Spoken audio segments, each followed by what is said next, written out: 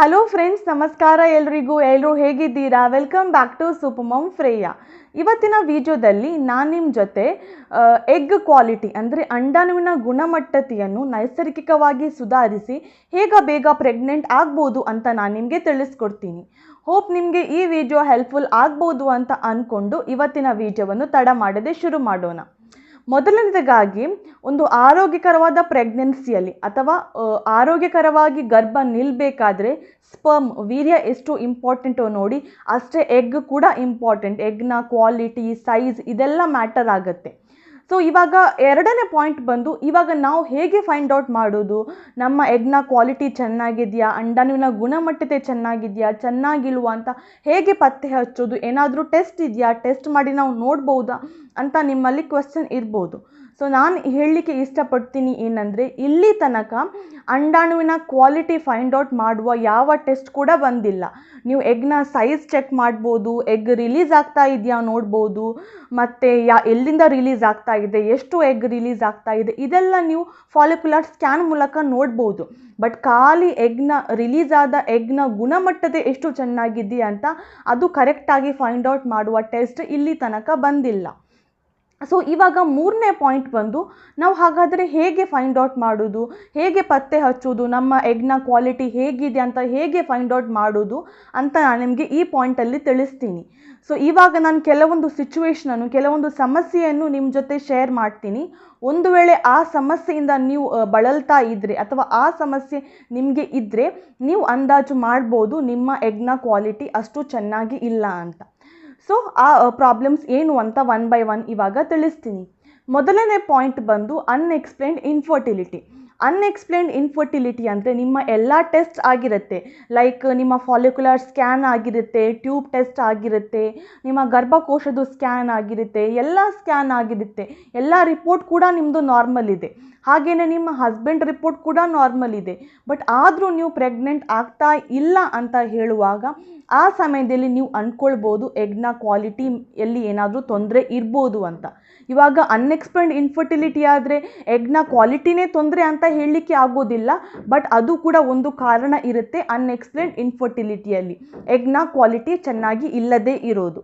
ಇವಾಗ second point ಬಂದು P C O D ಮತ್ತು P C O S same.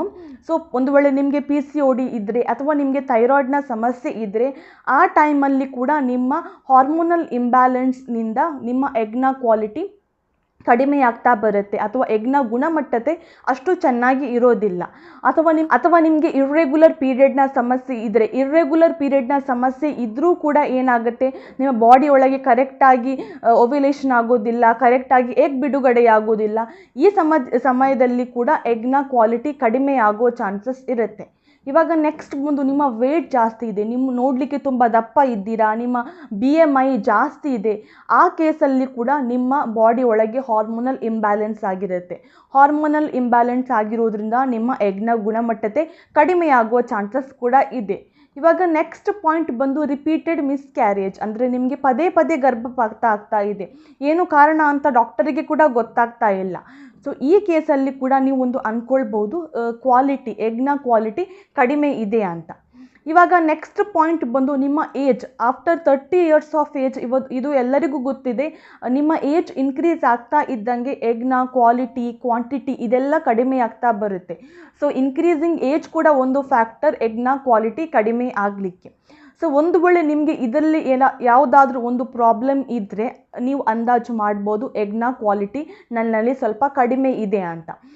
ಅಥವಾ ನೀವು ನ್ಯೂಲಿ ಮ್ಯಾರಿಡ್ ಆಗಿದ್ದರೆ, ನೀವು ಪ್ರೆಗ್ನೆನ್ಸಿಗೆ ಟ್ರೈ ಮಾಡ್ತಾ ಇದ್ದರೆ, ಇವಾಗ ನಾನು ಹೇಳುವ ಕೆಲವೊಂದು ಪಾಯಿಂಟ್ಸನ್ನು ನೀವು ಫಾಲೋ ಮಾಡೋದ್ರಿಂದ ನಿಮಗೆ ಒಂದು ಒಳ್ಳೆ ರಿಸಲ್ಟ್ ಸಿಗಲಿಕ್ಕೆ ಖಂಡಿತ ಹೆಲ್ಪ್ ಆಗುತ್ತೆ. ಸೊ ನಿಮ್ಮ ಒಂದು ವೇಳೆ ಎಗ್ ಕ್ವಾಲಿಟಿ ಚೆನ್ನಾಗಿ ಇದ್ದರೂ ಕೂಡ ನೀವು ಈ ಕೆಲವೊಂದು ಹೇಳುವ ಪಾಯಿಂಟ್ಸನ್ನು ಫಾಲೋ ಮಾಡಿ ಖಂಡಿತ ನಿಮಗೆ ಒಂದು ಒಳ್ಳೆ ರಿಸಲ್ಟ್ ಸಿಗಲಿಕ್ಕೆ ಈ ಎಲ್ಲ ರೆಮಿಡಿ ಹೆಲ್ಪ್ ಮಾಡುತ್ತೆ. ಸೊ ಇವಾಗ ಡೈರೆಕ್ಟಾಗಿ ನಾವು ಎಗ್ನ ಕ್ವಾಲಿಟಿ ಹೇಗೆ ಸುಧಾರಣೆ ಮಾಡೋದು, ಹೇಗೆ ಇಂಪ್ರೂವ್ ಮಾಡೋದು ಅಂತ ನಾನು ನಿಮಗೆ ತಿಳಿಸ್ಕೊಡ್ತೀನಿ. ಇವಾಗ ಮೊದಲನೇ ಪಾಯಿಂಟಿಗೆ ಬರುವುದಾದರೆ ನಾನು ಫಸ್ಟ್ ಫೂಡಿಂದ, ಆಹಾರದಿಂದ ಶುರು ಮಾಡ್ತೀನಿ. ಆಹಾರದಲ್ಲಿ ಫೂಡಲ್ಲಿ ನೀವು ಹೆಚ್ಚಾಗಿ ಪೊಮೊಗ್ರಾನೇಟ್, ದಾಳಿಂಬೆ, ಸೊ ಆದಷ್ಟು ದಾಳಿಂಬೆಯನ್ನು ನಿಮ್ಮ ಡಯಟಲ್ಲಿ ಇನ್ಕ್ಲೂಡ್ ಮಾಡಲಿಕ್ಕೆ ಟ್ರೈ ಮಾಡಿ. ಯಾಕೆಂದರೆ ದಾಳಿಂಬೆಯಲ್ಲಿ ವೈಟಮಿನ್ ಸಿ ಇದೆ ಮತ್ತು ಆ್ಯಂಟಿ ಆಕ್ಸಿಡೆಂಟ್ ಪ್ರಾಪರ್ಟೀಸ್ ಇದೆ. ಇದೆಲ್ಲ ಏನು ಮಾಡುತ್ತೆ, ನಿಮ್ಮ ಗರ್ಭಕೋಶದ ಹೆಲ್ದಿಗೆ, ಗರ್ಭಕೋಶದಲ್ಲಿ ಸರಿಯಾದ ರಕ್ತ ಪರಿಚಲನೆ ಆಗಲಿಕ್ಕೆ, ಅಲ್ಲಿನ ಅಂಡಾಶಯದ ಕರೆಕ್ಟಾಗಿ ಬೆಳವಣಿಗೆ ಆಗಲಿಕ್ಕೆ, ಅಂಡಾಣುವಿನ ಕರೆಕ್ಟಾಗಿ ಬೆಳವಣಿಗೆ ಆಗಲಿಕ್ಕೆ ಈ ದಾಳಿಂಬೆ ತುಂಬಾ ಹೆಲ್ಪ್ ಮಾಡುತ್ತೆ. ಸೊ ಆದಷ್ಟು ನಿಮ್ಮ ಡಯಟಲ್ಲಿ ದಾಳಿಂಬೆ ಫ್ರೂಟನ್ನು ನೀವು ಇನ್ಕ್ಲೂಡ್ ಮಾಡ್ಬೋದು. ಇನ್ನೊಂದು ಫ್ರೂಟ್ ನಿಮಗೆ ಒಂದು ವೇಳೆ ಅವೈಲೇಬಲ್ ಇದ್ದರೆ ಅವಕಾಡೋ ಫ್ರೂಟನ್ನು ಕೂಡ ನೀವು ಇನ್ಕ್ಲೂಡ್ ಮಾಡ್ಬೋದು. ಇದು ಕೂಡ ಒಂದು ಸೂಪರ್ ಫ್ರೂಟ್, ಅಂಡಾಶಯದ ಒಂದು ಹೆಲ್ದಿ ಬೆಳವಣಿಗೆ, ಅಂಡಾಣುವಿನ ಒಂದು ಹೆಲ್ದಿ ಬೆಳವಣಿಗೆಗೆ. ಈಗ ನೆಕ್ಸ್ಟ್ ಫ್ರೂಟ್ ಬಂದು ಆರೆಂಜ್ ವೈಟಮಿನ್ ಸಿ ರಿಚ್ ಇದೆ. ಸೊ ಆದಷ್ಟು ನಿಮ್ಮ ಡಯಟಲ್ಲಿ vitamin C rich fruit include ಮಾಡ್ಬೋದು. ಲೈಕ್ ಸ್ಟ್ರಾಬೆರೀಸ್ ನಿಮಗೆ ಸಿಕ್ಕಿದರೆ ಸ್ಟ್ರಾಬೆರೀಸ್, ಬೆರೀಸ್ ಅದನ್ನೆಲ್ಲ ಆದಷ್ಟು ಇನ್ಕ್ಲೂಡ್ ಮಾಡಿ. ಬಟ್ ನಮ್ಮ ಇಂಡಿಯಾದಲ್ಲಿ ಈ ಥರ ಸ್ಟ್ರಾಬೆರೀಸ್ ಅಷ್ಟು ಸಿಗೋದಿಲ್ಲ. ಬಟ್ ಆರೆಂಜ್ ವೈಡ್ಲಿ ಎಲ್ಲ ಮಾರ್ಕೆಟಲ್ಲಿ ಎಲ್ಲ ಪ್ಲೇಸಲ್ಲಿ ನಮಗೆ ಸಿಗುತ್ತೆ. ಸೊ ಆರೆಂಜನ್ನು ನಿಮ್ಮ ಫುಡಲ್ಲಿ, ಡಯಟಲ್ಲಿ ನೀವು ಆದಷ್ಟು ಇನ್ಕ್ಲೂಡ್ ಮಾಡಲಿಕ್ಕೆ ಟ್ರೈ ಮಾಡಿ. ಇದು ಕೆಲವೊಂದು ಹಣ್ಣಿನ ಬಗ್ಗೆ. ಇವಾಗ ವೆಜಿಟೇಬಲ್ಸ್ಗೆ ಬರೋದಾದರೆ ಆದಷ್ಟು ಹಸಿರು ಸೊಪ್ಪು ತರಕಾರಿಗಳನ್ನು, ಗ್ರೀನ್ ಲೀಫಿ ವೆಜಿಟೇಬಲ್ಸ್ ಅಂತ ಹೇಳ್ತಾರೆ, ನಿಮ್ಮ ಡಯಟಲ್ಲಿ ಇನ್ಕ್ಲೂಡ್ ಮಾಡಿ. ಇವಾಗ ಕೆಲವೊಂದು ಗ್ರೀನ್ ಲೀಫಿ ವೆಜಿಟೇಬಲ್ಸ್ ಹೇಳೋದಾದರೆ ಪಾಲಕ್ ಸೊಪ್ಪು ತುಂಬಾ ಬೆನಿಫಿಟ್ ಆಗುತ್ತೆ ನಿಮ್ಮ ಎಗ್ ಕ್ವಾಲಿಟಿ ಇಂಪ್ರೂವ್ ಮಾಡಲಿಕ್ಕೆ. ಹಾಗೆಯೇ ಮೆಂತ್ಯ ಸೊಪ್ಪು, ಇದರ ನೀವು ಏನು ಪಲ್ಯ ಮಾಡಿ ಕೂಡ ನೀವು ತೊಗೊಳ್ಬೋದು ಫೂಡಲ್ಲಿ. ಅದರ ಜೊತೆಗೆ ಬ್ರೊಕೋಲಿ ಅಂತ ಹೇಳ್ತೇವೆ. ಆ ರೀತಿಯೆಲ್ಲ ಹಸಿರು ಸೊಪ್ಪು ತರಕಾರಿಗಳನ್ನು ಆದಷ್ಟು ನಿಮ್ಮ ಫೂಡಲ್ಲಿ ನೀವು ಇನ್ಕ್ಲೂಡ್ ಮಾಡಿ. ಅದರಲ್ಲಿ ಹೈಯೆಸ್ಟ್ ಪ್ರಮಾಣದ ಫೋಲೇಟ್ನ ಅಂಶ ಇದೆ. ಸೊ ಫೋಲೇಟ್ ಏನು ಮಾಡುತ್ತೆ, ನಮ್ಮ ಅಂಡಾಣುವಿನ ಗುಣಮಟ್ಟತೆ ಜಾಸ್ತಿಯಾಗಿ ಮುಂದೆ ಫಲೀಕರಣ ಆಗಿ ಮಗು ಡೆವಲಪ್ಮೆಂಟ್ ಆಗುವಾಗ ಮಗುವಲ್ಲಿ ಯಾವುದೇ ರೀತಿಯ ಜನ್ಮದೋಷ ಬಾರದಂತೆ ಈ ಫಾಲೇಟ್ ಅಂಶ ಕಾಪಾಡುತ್ತೆ. ಸೊ ಆದಷ್ಟು ನಿಮ್ಮ ಫೂಡಲ್ಲಿ ಹಸಿರು ಸೊಪ್ಪು ತರಕಾರಿಗಳನ್ನು ಇನ್ಕ್ಲೂಡ್ ಮಾಡಿ. ಆದಷ್ಟು ಬೇಳೆಗಳಲ್ಲಿ ಹೈ ಪ್ರೋಟೀನ್ ಇದೆ. ಸೊ ನೀವು ಏನು ಮಾಡ್ಬೋದು, ಮಸೂರ್ ದಾಲ್ ಆಗಿರ್ಬೋದು ಅಥವಾ ತೊಗರಿ ಬೇಳೆ, ಉರದ್ ದಾಳು, ಬೀನ್ಸಲ್ಲಿ ಹೇಳಬೇಕಾದ್ರೆ ಕಿಡ್ನಿ ಬೀನ್ಸ್, ರೆಡ್ ಬೀನ್ಸ್ ಅಥವಾ ಬೀನ್ಸಲ್ಲಿ ಸುಮಾರು ಟೈಪ್ನ ಬೀನ್ಸ್ ಇದೆ, ರೆಡ್ ಬೀನ್ಸ್, ಅದನ್ನೆಲ್ಲ ನಿಮ್ಮ ಫೂಡಲ್ಲಿ ಆದಷ್ಟು ಇನ್ಕ್ಲೂಡ್ ಮಾಡಲಿಕ್ಕೆ ಟ್ರೈ ಮಾಡಿ. ಹೆಲ್ತಿ ಫುಡ್ ತಗೊಳ್ಳಿಕ್ಕೆ ಶುರು ಮಾಡಿ. ಖಂಡಿತ ನಿಮ್ಮ ಎಗ್ನ ಗುಣಮಟ್ಟತೆ ಜಾಸ್ತಿ ಆಗಲಿಕ್ಕೆ ಹೆಲ್ಪ್ ಆಗುತ್ತೆ. ಇನ್ನು ಡ್ರೈ ಫ್ರೂಟಲ್ಲಿ ಮೇನ್ ಬರುವುದು ಬಾದಾಮ್, ಆಲ್ಮಂಡ್. ಸೊ ಇದನ್ನೇನು ಮಾಡ್ಬೋದು, ನೀವು ರಾತ್ರಿ ನೆನೆ ಹಾಕಿ 4 ರಿಂದ 5 ರಾತ್ರಿ ನೆನೆ ಹಾಕಿ ಬೆಳಿಗ್ಗೆ ಎದ್ದ ತಕ್ಷಣ ಸಿಪ್ಪೆ ತೆಗೆದು ನೀವು ಸೇವಿಸೋದ್ರಿಂದ ಇದರಲ್ಲಿ ಹೈ ಪ್ರಮಾಣದ ಒಮೆಗಾ 3 ಫ್ಯಾಟಿ ಆಸಿಡ್ಸ್ ಇದೆ, ಆ್ಯಂಟಿ ಆಕ್ಸಿಡೆಂಟ್ಸ್ ಇದೆ. ಇದೆಲ್ಲ ನಿಮ್ಮ ಎಗ್ನ ಕ್ವಾಲಿಟಿ ಸುಧಾರಣೆ ಮಾಡಲಿಕ್ಕೆ ತುಂಬಾ ಹೆಲ್ಪ್ ಮಾಡುತ್ತೆ. ಇನ್ನೊಂದು ಬಂದು ಶುಂಠಿ, ಜಿಂಜರ್ ಅಂತ ಹೇಳ್ತೇವೆ. ಜಿಂಜರಲ್ಲಿ ಆ್ಯಂಟಿ ಇನ್ಫ್ಲಮೇಟರಿ ಪ್ರಾಪರ್ಟೀಸ್ ಇದೆ. ಸೊ ನೀವು ಏನಾದರೂ ಫುಡ್ ಪ್ರಿಪೇರ್ ಮಾಡ್ತಾ ಇದ್ದರೆ ಒಂದು ಸಣ್ಣ ತುಂಡು ಜಿಂಜರ್ ಹಾಕಿ ಅಥವಾ ಜಿಂಜರ್ ಟೀ ಮಾಡಿ ನೀವು ಕುಡಿಬೋದು. ಇವಾಗ ಶುಂಠಿ ಅಂತ ಹೇಳುವಾಗ ಜಾಸ್ತಿ ಹಾಕಲಿಕ್ಕೆ ಹೋಗಬೇಡಿ, ಒಂದು ಸಣ್ಣ ತುಂಡು ಹಾಕಿದರೂ ಕೂಡ ಸಾಕಾಗತ್ತೆ. ಜಿಂಜರ್ ಟೀ ಮಾಡಿ ಕುಡಿಬೋದು. ಅಥವಾ ಏನಾದರೂ ನೀವು ಪದಾರ್ಥ ಪ್ರಿಪೇರ್ ಮಾಡ್ತಾ ಇದ್ದರೆ ಅದರಲ್ಲಿ ಸ್ವಲ್ಪ ಜಿಂಜರ್ ಹಾಕುವ ಅಭ್ಯಾಸ ಮಾಡಿ. ಆದಷ್ಟು ನಿಮ್ಮ ಡಯಟಲ್ಲಿ ಜಿಂಜರನ್ನು ಸೇವನೆ ಮಾಡಿ. ಹಾಗೆಯೇ ಇನ್ನೊಂದು ಹೇಳಲಿಕ್ಕೆ ಇಷ್ಟಪಡ್ತೀನಿ, ದಾಲ್ಚಿನ್ನಿ, ಸಿನಮನ್ ಅಂತ ಹೇಳ್ತೇವೆ. ಸೊ ಸಿನಮನ್ ನೀವು ಪೌಡರ್ ಮಾಡಿ ಕೂಡ ಇಟ್ಕೊಳ್ಬೋದು.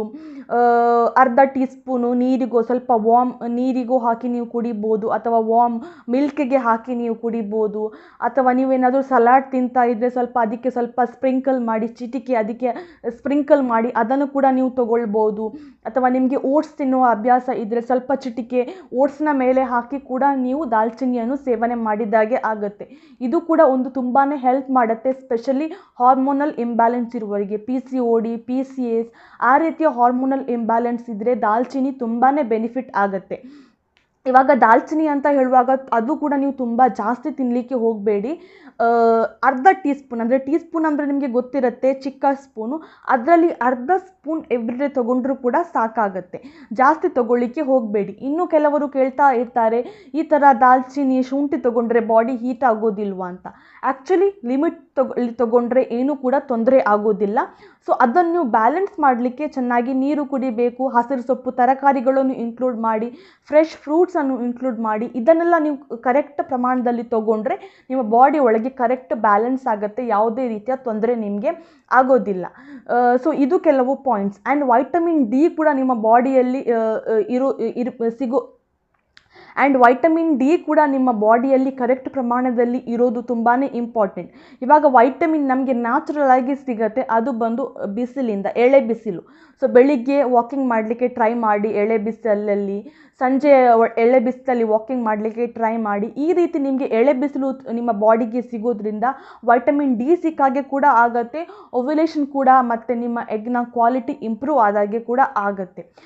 ಜೊತೆಗೆ ಅರಿಶಿನ, ಟರ್ಮರಿಕ್ ಕೂಡ ಒಂದು ಒಳ್ಳೆ ಎಗ್ ಕ್ವಾಲಿಟಿ ಇಂಪ್ರೂವ್ ಮಾಡಲಿಕ್ಕೆ ಹೆಲ್ಪ್ ಮಾಡುತ್ತೆ. ಸೊ ಅದನ್ನು ಕೂಡ ನಿಮ್ಮ ದಿನನಿತ್ಯದ ಡಯಟಲ್ಲಿ ನೀವು ಇನ್ಕ್ಲೂಡ್ ಮಾಡಿ. ಸೊ ಈ ಎಲ್ಲ ಕೆಲವೊಂದು ಫುಡ್ ಐಟಮ್ಸನ್ನು ನಿಮ್ಮ ಡಯಟಲ್ಲಿ ನೀವು ಇನ್ಕ್ಲೂಡ್ ಮಾಡೋದ್ರಿಂದ ಖಂಡಿತ ನಿಮಗೆ ಬೆನಿಫಿಟ್ ಆಗುತ್ತೆ. ಇವಾಗ ಇದು ಬಂದು ಫುಡ್ನ ಬಗ್ಗೆ. ಇವಾಗ ನೆಕ್ಸ್ಟ್ ಕೆಲವೊಂದು ಜನರಲ್ ಪಾಯಿಂಟ್ಸ್ ಏನಂದರೆ, ನಿಮ್ಮ ವೇಟ್ ಒಂದು ವೇಳೆ ಜಾಸ್ತಿ ಇದ್ದರೆ ನೀವು ಆದಷ್ಟು ವೇಟ್ ಕಂಟ್ರೋಲಲ್ಲಿ ಇಡಲಿಕ್ಕೆ ಟ್ರೈ ಮಾಡಬೇಕು. ನಿಮ್ಮ ಬಾಡಿ ಮಾಸ್ ಇಂಡೆಕ್ಸ್ನ ಒಳಗೇನೆ ನಿಮ್ಮ ವೇಟ್ ನೀವು ಮೇಂಟೈನ್ ಮಾಡಬೇಕು. ಜಾಸ್ತಿ ವೇಟ್ ಇನ್ಕ್ರೀಸ್ ಆಗಲಿಕ್ಕೆ ಕೂಡ ಹೋಗಬಾರ್ದು. ವೇಟ್ ಜಾಸ್ತಿ ಇನ್ಕ್ರೀಸ್ ಆದರೆ ಏನಾಗುತ್ತೆ, ಬಾಡಿ ಒಳಗೆ ಹಾರ್ಮೋನಲ್ ಇಂಬ್ಯಾಲೆನ್ಸ್ ಆಗುತ್ತೆ, ಅದರಿಂದ ಎಗ್ ಕ್ವಾಲಿಟಿ ಕೂಡ ಕಡಿಮೆ ಆಗ್ತಾ ಬರುತ್ತೆ. ಜೊತೆಗೆ ಜಾಸ್ತಿ ಹೊರಗಿನ ಫುಡ್ ಐಟಮ್ಸ್ ನಿಮಗೆ ತಿನ್ನುವ ಅಭ್ಯಾಸ ಇದ್ದರೆ, ಫಾಸ್ಟ್ ಫುಡ್ ಇರ್ಬೋದು, ಜಂಕ್ ಫುಡ್ ಇರ್ಬೋದು, ಅಥವಾ ಚೈನೀಸ್ ಫುಡ್, ಆ ಥರ ಹೊರಗಿನ ಫುಡ್ ನಿಮಗೆ ತಿನ್ನುವ ಅಭ್ಯಾಸ ಇದ್ದರೆ ಆದಷ್ಟು ಅವಾಯ್ಡ್ ಮಾಡಿ. ಮನೆಯಲ್ಲಿ ಮಾಡಿದ ಫ್ರೆಶ್ ಮಾಡಿದ ಫುಡ್ ಐಟಮ್ಸನ್ನೇ ನೀವು ತೊಗೊಂಡ್ರೆ ಒಳ್ಳೆಯದು. ಆಮೇಲೆ ಮೊದಲೇ ಹೇಳಿದಾಗೆ ನೀವು ಎಕ್ಸಸೈಸ್ ಮಾಡ್ಬೋದು. ಎಕ್ಸಸೈಸಲ್ಲಿ ಸಿಂಪಲ್ ಎಕ್ಸಸೈಸ್ ಮೊದಲೇ ಹೇಳಿದಾಗೆ ವಾಕಿಂಗ್, ನೀವು ಡೈಲಿ ವಾಕಿಂಗ್ ಮಾಡುವ ಅಭ್ಯಾಸ ಮಾಡಿ. ಇವಾಗ ವಾಕಿಂಗ್ ಅಂತ ಹೇಳುವಾಗ ತುಂಬ ಸುಸ್ತು ಮಾಡಿ ನಿಮ್ಮನ್ನೇ ನೀವು ಸ್ಟ್ರೆಸ್ ಮಾಡೋದಲ್ಲ, ಆದಷ್ಟು ಕಂಫರ್ಟೇಬಲ್ ಆಗಿ ಆರಾಮವಾಗಿ ವಾಕ್ ಮಾಡಿ. ಜೊತೆಗೆ ಎಳೆ ಬಿಸಿಲಿರುವಾಗ ನೀವು ವಾಕ್ ಮಾಡಿದರೆ ನಿಮಗೆ ವಾಕಿಂಗ್ ಮಾಡಿದಾಗೆ ಕೂಡ ಆಗುತ್ತೆ, ವೈಟಮಿನ್ ಡಿ ಸಿಕ್ಕಾಗೆ ಕೂಡ ಆಗುತ್ತೆ. ಸೊ ಆದಷ್ಟು ನಿಮ್ಮ ಒಂದು ಹೇಳ್ತೇವೆ ನಿಮ್ಮ ಲೈಫ್ ಸ್ಟೈಲನ್ನು ಆದಷ್ಟು ಹೆಲ್ದಿಯಾಗಿ ಇಟ್ಕೊಳ್ಳಿ. ಆಮೇಲೆ ಟೈಮಿಗೆ ಊಟ, ತಿಂಡಿ, ನಿದ್ದೆ ಮಾಡಬೇಕು. ಕೆಲವೊಮ್ಮೆ ನೀವು ಬ್ರೇಕ್ಫಾಸ್ಟ್ ಮಿಸ್ ಮಾಡಿಬಿಡ್ತೀರಾ ಅಥವಾ ಆಫ್ಟರ್ನೂನ್ನ ಫುಡ್ ಮಿಸ್ ಮಾಡಿಬಿಡ್ತೀರಾ. ಆ ರೀತಿ ಮಿಸ್ ಮಾಡಲಿಕ್ಕೆ ಹೋಗಬೇಡಿ. ಕರೆಕ್ಟಾಗಿ ಆ ಟೈಮಿಗೆ ಫುಡ್ ತಿನ್ನುವ ಅಭ್ಯಾಸವನ್ನು ಇಟ್ಕೊಳ್ಳಿ. ಯಾವುದೇ ಫುಡನ್ನು ಮಿಸ್ ಮಾಡಲಿಕ್ಕೆ ಹೋಗಬೇಡಿ. ಆಮೇಲೆ ಸ್ವೀಟ್ಸ್, ಆದಷ್ಟು ನಿಮಗೆ ಬೇಕರಿ ಐಟಮ್ಸ್ ಇರ್ಬೋದು ಅಥವಾ ಸ್ವೀಟ್ಸ್ ತಿನ್ನುವ ಅಭ್ಯಾಸ ಇದ್ದರೆ ಆದಷ್ಟು ಸ್ವೀಟ್ಸನ್ನು ನೀವು ಕಂಪ್ಲೀಟಾಗಿ ಅವಾಯ್ಡ್ ಮಾಡಬೇಕು. ಸ್ವೀಟ್ ಅಷ್ಟು ಒಳ್ಳೆಯದಲ್ಲ, ಎಗ್ನ ಕ್ವಾಲಿಟಿ ಕಡಿಮೆ ಆಗ್ತಾ ಬರುತ್ತೆ. ಸೊ ಆದಷ್ಟು ಸ್ವೀಟ್ಸನ್ನು ಅವಾಯ್ಡ್ ಮಾಡಲಿಕ್ಕೆ ಟ್ರೈ ಮಾಡಿ. ಈ ರೀತಿ ಆರ್ಟಿಫಿಷಿಯಲ್ ಸ್ವೀಟ್ಸ್ ಇರ್ಬೋದು, ಕೆಲವೊಮ್ಮೆ ಜ್ಯೂಸ್ ಇಡ್ತೇವೆ, ಆರ್ಟಿಫಿಷಿಯಲ್ ಸ್ವೀಟ್ನಿಂಗ್ ಜ್ಯೂಸ್ ಸಿಗುತ್ತೆ, ಅಥವಾ ಯಾವುದೇ ರೀತಿಯ ಸ್ವೀಟ್ಸ್ ಇರ್ಬೋದು, ಆದಷ್ಟು ಸ್ವೀಟ್ಸನ್ನು ನಿಮ್ಮ ಡಯಟಲ್ಲಿ ನೀವು ಕಂಟ್ರೋಲಲ್ಲಿ ಇಡಬೇಕು. ಜೊತೆಗೆ ಕೆಫಿನ್ ಪ್ರಾಡಕ್ಟ್, ಟೀ ಆದರೂ 1 ಅಥವಾ 2 ಸಣ್ಣ ಗ್ಲಾಸ್ ಪರವಾಗಿಲ್ಲ, ಬಟ್ ಕಾಫಿಯನ್ನು ಕಂಪ್ಲೀಟಾಗಿ ಅವಾಯ್ಡ್ ಮಾಡಬೇಕು. ನಿಮಗೆ ಟೀ ಪದೇ ಪದೇ ಕುಡಿಯುವ ಅಭ್ಯಾಸ ಇದ್ದರೆ ಕೂಡ ಟೀ ಕೂಡ ಆದಷ್ಟು ನೀವು ಕಂಟ್ರೋಲಲ್ಲಿ ಇಟ್ಟರೆ ಒಳ್ಳೆಯದು. ಆಮೇಲೆ ಸ್ಮೋಕಿಂಗ್ ಆ್ಯಂಡ್ ಆಲ್ಕೋಹಾಲ್. ಸೊ ನಿಮಗೆ ಒಂದು ವೇಳೆ ಅಭ್ಯಾಸ ಇಲ್ಲದೇ ಇದ್ದರೂ ಕೂಡ ನಿಮ್ಮ ಹಸ್ಬೆಂಡಿಗೆ ಒಂದು ವೇಳೆ ಅಭ್ಯಾಸ ಇದ್ದರೆ ಸ್ಮೋಕಿಂಗ್ ಆ್ಯಂಡ್ ಡ್ರಿಂಕಿಂಗ್ ಮಾಡೋದ್ರಿಂದ ಅವರ ಸ್ಪರ್ಮ್ ಕ್ವಾಲಿಟಿ ಕೂಡ ಕಡಿಮೆ ಆಗ್ತಾ ಬರುತ್ತೆ. ಸೊ ಒಂದು ವೇಳೆ ನಿಮ್ಮ ಹಸ್ಬೆಂಡಿಗೆ ಅಭ್ಯಾಸ ಇದ್ದರೆ ಅವರಿಗೆ ಕೂಡ ಅವಾಯ್ಡ್ ಮಾಡಲಿಕ್ಕೆ ಹೇಳಿ. ಆ್ಯಂಡ್ ಇನ್ನೊಂದು ಪಾಯಿಂಟ್ ಬಂದು, ನೀವು ಚೆನ್ನಾಗಿ ನೀರು ಕುಡಿಬೇಕು. ಅಟ್ಲೀಸ್ಟ್ 8 to 10 ಗ್ಲಾಸ್ ನೀರಾದರೂ ನೀವು ಎವ್ರಿಡೇ ಕುಡಿಲೇಬೇಕು. ನೀರು ಕುಡಿಯೋದ್ರಿಂದ ನಮ್ಮ ಫುಲ್ ಬಾಡಿ ಹೈಡ್ರೇಟ್ ಆಗಿರುತ್ತೆ, ನಮ್ಮ ಫುಲ್ ಬಾಡಿಯ ಫಂಕ್ಷನ್ ಕರೆಕ್ಟಾಗಿ ಇರುತ್ತೆ. ಸೊ ನೀರು ಕುಡಿಯೋದು ತುಂಬಾ ಇಂಪಾರ್ಟೆಂಟ್. ಅಟ್ಲೀಸ್ಟ್ 8 to 10 ಗ್ಲಾಸ್, ಅದಕ್ಕಿಂತ ಜಾಸ್ತಿ ಕುಡಿದ್ರೂ ಪರವಾಗಿಲ್ಲ, ಬಟ್ ಮಿನಿಮಮ್ 8 to 10 ಗ್ಲಾಸ್ ನೀರಾದರೂ ನೀವು ಕುಡಿಲೇಬೇಕು. ಇನ್ನೊಂದು ಏನಂದರೆ, ನಿಮ್ಮ ಸ್ಟ್ರೆಸ್, ನಿಮಗೆ ಯೂಶ್ವಲಿ ನೀವು ಎಲ್ಲ ಕರೆಕ್ಟಾಗಿ ಫಾಲೋ ಮಾಡ್ತಿರ್ತೀರಾ, ಎಲ್ಲ ಕರೆಕ್ಟಾಗಿ ನಿಮ್ಮ ಟ್ರೀಟ್ಮೆಂಟ್ ಕೂಡ ನೀವು ತೊಗೊಳ್ತಾ ಇರ್ತೀರಾ, ಎಲ್ಲ ಕರೆಕ್ಟಾಗಿ ಆಗಿರುತ್ತೆ, ಓವ್ಯುಲೇಷನ್ ಕೂಡ ಆಗಿರುತ್ತೆ. ಬಟ್ ಒಂದು ತಪ್ಪಿನಿಂದ ಎಲ್ಲ ಒಂದು ನಿಮ್ಮ ಶ್ರಮದ ಮೇಲೆ ನೀರು ಹಾಕಿದಾಗೆ ಆಗುತ್ತೆ. ಅದು ಬಂದು ಸ್ಟ್ರೆಸ್. ನೀವು ಟೆನ್ಷನ್ ತೊಗೊಳ್ಳೇಬಾರ್ದು. ನೀವು ಎಷ್ಟು ಟೆನ್ಷನ್ ತೊಗೊಳ್ತೀರಾ ನೋಡಿ, ಅಷ್ಟು ನಿಮ್ಮ ಬಾಡಿ ಒಳಗೆ ಕಾರ್ಟಿಸಾಲ್ ಎಂಬ ಹಾರ್ಮೋನ್ ಜಾಸ್ತಿ ಆಗುತ್ತೆ. ಅದಕ್ಕೆ ಟೆನ್ಷನ್ನ ಹಾರ್ಮೋನ್ ಅಂತ ಕೂಡ ಕರೀತಾರೆ. ಸೊ ಈ ನಿಮ್ಮ ಹಾರ್ಮೋನ್ ಜಾಸ್ತಿ ಆದರೆ, ಟೆನ್ಷನ್ನ ಹಾರ್ಮೋನ್ ಜಾಸ್ತಿ ಆದರೆ, ಅದು ನಿಮ್ಮ ಬಾಡಿ ಒಳಗೆ ಓವ್ಯುಲೇಷನ್ ಆಗೋದಾಗಲಿ ಅಥವಾ ಎಗ್ನ ಬಿಡುಗಡೆ ಆಗೋದಾಗಲಿ, ಎಗ್ ರೆಡಿ ಆಗೋದಾಗಲಿ, ಅದರ ಎಲ್ಲರ ಮೇಲೆ ನೀರು ಹಾಕಿದಾಗೆ ಆಗುತ್ತೆ. ಸೊ ಸ್ಟ್ರೆಸ್ಸನ್ನು ನೀವು ಕಂಪ್ಲೀಟಾಗಿ ಅವಾಯ್ಡ್ ಮಾಡಿ. ಅದರ ಬದಲಿಗೆ ನೀವು ಸ್ವಲ್ಪ ಮ್ಯೂಸಿಕ್ ಕೇಳ್ಬೋದು, ಟಿ ವಿ ನೋಡ್ಬೋದು, ಸ್ವಲ್ಪ ಮೈಂಡನ್ನು ರಿಲ್ಯಾಕ್ಸ್ ಆಗಿಡಿ. ಟೆನ್ಷನ್ ತೊಗೊಳ್ಳಿಕ್ಕೇ ಹೋಗಬೇಡಿ. ಮೈಂಡ್ ರಿಲ್ಯಾಕ್ಸ್ ಮಾಡೋದು ನೀವು ಪ್ರೆಗ್ನೆನ್ಸಿಗೆ ಟ್ರೈ ಮಾಡ್ತಾ ಇರುವಾಗ ತುಂಬಾ ಇಂಪಾರ್ಟೆಂಟ್. ಆದಷ್ಟು ಕಾಮ್ ಆಗಿರಿ, ಟೆನ್ಷನ್ ಖಂಡಿತ ತೊಗೊಳ್ಳಿಕ್ಕೆ ಹೋಗಲೇಬೇಡಿ. ನನಗೆ ಎಷ್ಟು ದಿನ ಉಳಿದಿದೆ, 4 ದಿನ ಉಳಿದಿದೆ, ನನಗೆ ಸೊಂಟ ನೋವು ಬರ್ತಾ ಇದೆ, ಪೀರಿಯಡ್ ಬರುವಾಗೆ ಆಗ್ತಾ ಇದೆ, ಆ ರೀತಿಯೆಲ್ಲ ನೀವು ಥಿಂಕ್ ಮಾಡಲೇಬಾರ್ದು. ಪ್ರೆಗ್ನೆನ್ಸಿಗೆ ಟ್ರೈ ಮಾಡ್ತಾ ಇರುವಾಗ ನೆಗೆಟಿವ್ ಥಿಂಕ್ ಮಾಡಲೇಬೇಡಿ. ಆದಷ್ಟು ಪಾಸಿಟಿವ್ ಆಗಿ ಥಿಂಕ್ ಮಾಡಿ. ನೀವು ಎಷ್ಟು ಪಾಸಿಟಿವ್ ಆಗಿ ಥಿಂಕ್ ಮಾಡ್ತೀರಾ ನೋಡಿ, ಅಷ್ಟು ನಿಮ್ಮ ಬಾಡಿ ಕೂಡ ಪಾಸಿಟಿವ್ ಆಗಿ ರಿಯಾಕ್ಟ್ ಆಗುತ್ತೆ ಆ್ಯಂಡ್ ನಿಮಗೆ ಪ್ರೆಗ್ನೆಂಟ್ ಆಗಲಿಕ್ಕೆ ಕೂಡ ಹೆಲ್ಪ್ ಆಗುತ್ತೆ. ಆ್ಯಂಡ್ ಇನ್ನೊಂದು ಹೇಳಲಿಕ್ಕೆ ಮತ್ತೋದೆ, ಸೆಸಮೆ ಸೀಡ್ಸ್ ಅಂದರೆ ಎಳ್ಳು. ಸೊ ಎಳ್ಳಿನ ಸೇವನೆ ಮಾಡೋದ್ರಿಂದ ಕೂಡ ಏನಾಗುತ್ತೆ, ಸ್ಪೆಷಲಿ PCOD PCOS ಇದ್ದವರಿಗೆ ಇದು ಹೆಲ್ಪ್ ಮಾಡುತ್ತೆ ಕರೆಕ್ಟ್ ಮಾಡಲಿಕ್ಕೆ, ಜೊತೆಗೆ ಅಂಡಾಣುವಿನ ಗುಣಮಟ್ಟದ ಇಂಪ್ರೂವ್ ಮಾಡಲಿಕ್ಕೆ ಕೂಡ ಹೆಲ್ಪ್ ಮಾಡುತ್ತೆ. ಸೊ ಸೆಸಮೆ ಸೀಡ್ಸನ್ನು ಕೂಡ ನಿಮ್ಮ ಡಯಟಲ್ಲಿ ಆದಷ್ಟು ಇನ್ಕ್ಲೂಡ್ ಮಾಡಿ. ಸೊ ನಾನು ಕೆಲವೊಂದು ನಿಮ್ಮ ಜೊತೆ ಆ ಫುಡ್ ಐಟಮನ್ನು ಶೇರ್ ಮಾಡಿದೆ, ಕೆಲವೊಂದು ಸಣ್ಣ ಪುಟ್ಟ ರೆಮಿಡಿಯನ್ನು ಶೇರ್ ಮಾಡಿದೆ. ಇದನ್ನು ನೀವು ಜಸ್ಟ್ ಒಂದು 4-5 ಡೇಸ್ ಟ್ರೈ ಮಾಡಿ ನನ್ನ ಎಗ್ ಕ್ವಾಲಿಟಿ ಇಂಪ್ರೂವ್ ಆಯಿತು ಅಂತ ಆ ರೀತಿ ಹೇಳೋಕ್ಕೆ ಆಗೋದಿಲ್ಲ. ಯಾಕೆ ಅಂದರೆ ಒಂದು ಎಗ್ ಕರೆಕ್ಟಾಗಿ ಡೆವಲಪ್ ಆಗಬೇಕಾದ್ರೆ, ಎಗ್ ಬೆಳವಣಿಗೆ ಆಗಬೇಕಾದ್ರೆ ಅಟ್ಲೀಸ್ಟ್ 90 ಡೇಸ್ ಆದರೂ ಬೇಕು. 90 ಡೇಸ್ ಅಂದರೆ ಆಲ್ಮೋಸ್ಟ್ 3 ತಿಂಗಳು. ಸೊ ನಾನು ಹೇಳುವ ಈ ಎಲ್ಲ ಫುಡ್ ಐಟಮ್ಸ್, ಸಣ್ಣ ಪುಟ್ಟ ರೆಮಿಡಿಯನ್ನು ನೀವು ಅಟ್ಲೀಸ್ಟ್ 2 to 3 ಮಂತ್ಸ್ ಆದರೂ ಫಾಲೋ ಮಾಡಿ ಮೈಂಡ್ ರಿಲ್ಯಾಕ್ಸ್ ಆಗಿಡಿ. ಖಂಡಿತ ನಿಮಗೆ ಒಂದು ಒಳ್ಳೆಯ ರಿಸಲ್ಟ್ ಸಿಕ್ಕೇ ಸಿಗುತ್ತೆ ಫ್ರೆಂಡ್ಸ್. ಇಷ್ಟು ಹೇಳ್ತಾ ನನ್ನ ಈ ವಿಡಿಯೋವನ್ನು ಎಂಡ್ ಮಾಡ್ತಾ ಇದ್ದೀನಿ. Thanks for watching. ಧನ್ಯವಾದಗಳು.